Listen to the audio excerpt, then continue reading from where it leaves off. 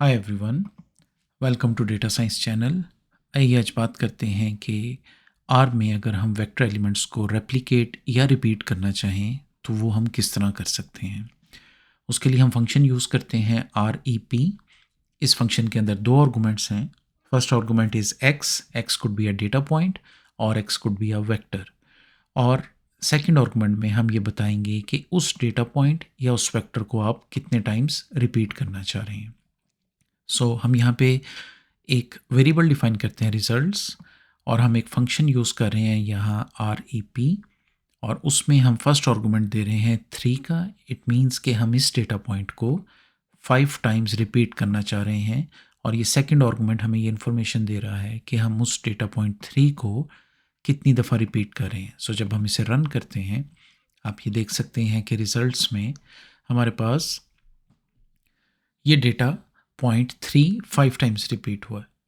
अब इस function are E P को हम सिंपलर फॉर्म में इस तरह भी लिख सकते हैं 4 और 5। First argument is this is the data point, second argument is कितनी दफ़ा इस डेटा पॉइंट को रिपीट करना है। अगर मैं इसको रन करूं, यू विल सी के this data point 4 is repeated 5 times, but it is recommended कि आप ये वाला सिंटेक्स यूज़ करें। It will be easy to read, और अगर आपका कोड किसी दोस्त के पास या किसी आउटसाइडर के पास ये कोड जाता है, it will be easy for him to understand the code.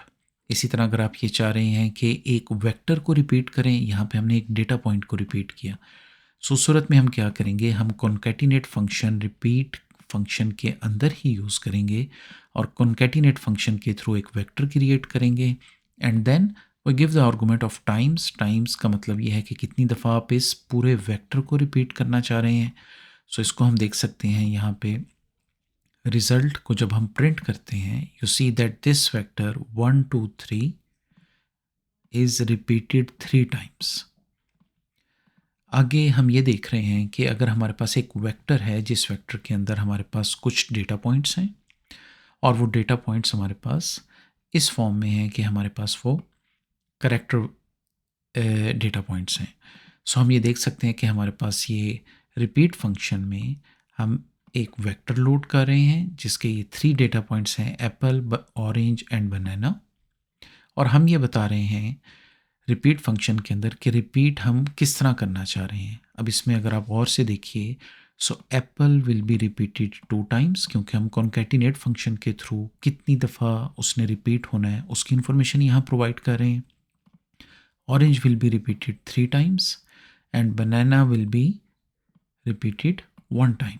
जब हम इसे रन करते हैं, you see that in the output कि आपके पास बनाना एक दफ़ा शो हुआ, Apple 3 times, Apple 2 times represent हुआ, और ऑरेंज 3 टाइम्स रिप्रेजेंट हुआ।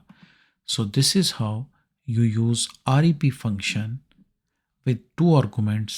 One is about the data point or the vector, and the second one is about how many times you want to repeat that data point or the vector to replicate the data. I hope this was helpful.